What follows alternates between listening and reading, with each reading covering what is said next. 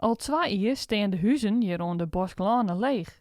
Maar het zit maar net op met de sloop.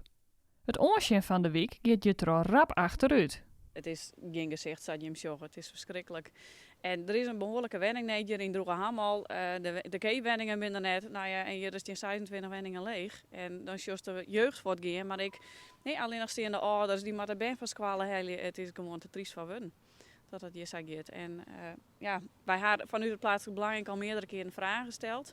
En bij de SWA, bij de BNW. En dan kregen we wel een reactie waarom van SWA. Ik wil van, wij zijn bezig met het vleermuizenonderzoek.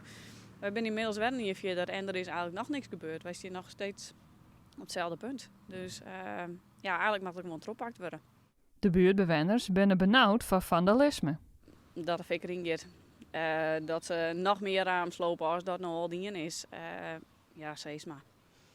Ik wil meestal niet op ideeën inbrengen, maar het is gewoon heel groot risico. Wij hebben hier altijd op een hoek een brandbult. Nou ja, dat verplaatst zich aan. Daar ben we wel bang voor. De neet is zo heeg dat ook de politiek haar de farin zet. Gemeentebelangen naar Karspelen vindt het verschrikkelijk en is in actie kwam. Uw strategie is om het college van burgemeester en wethouders te prikkelen om in gesprek te gaan met de Wenningstichting om wat meer haast te maken met de sloop en de herbouw van deze wenningen. Ik denk dat het wel nodig is en ik denk ik wil dat het helpt als je druk uitoefenen op de Wenningstichting en op het college om je wat aan te doen. Stichting Wenningbouw 8 Karspelen let schriftelijk weten dat er intussen werkzaamheden uitgevoerd binnen omtrent de beschermde besten. Er is de provincie om ontheffing vragen om te slopen, maar dit proces kan nog wel een aantal weken duren.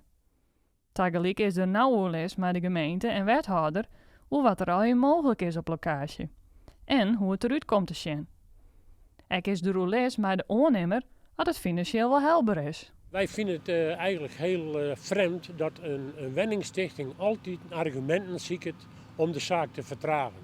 Het is misschien wel 4 of 6 jaar in dat de wenningstichting 8 Karspelen zijn had de wenningen aan de bosklonen die moeten vernijd worden. Die zijn oud en die zijn net meer van deze tijd. Daar willen we nijbouw plegen. Waarom toen al net aanvragen voor sloop? Waarom moet het op het laatste moment en dat we daar toch weer een vertraging kregen van misschien wel een jaar om de zaak te slopen?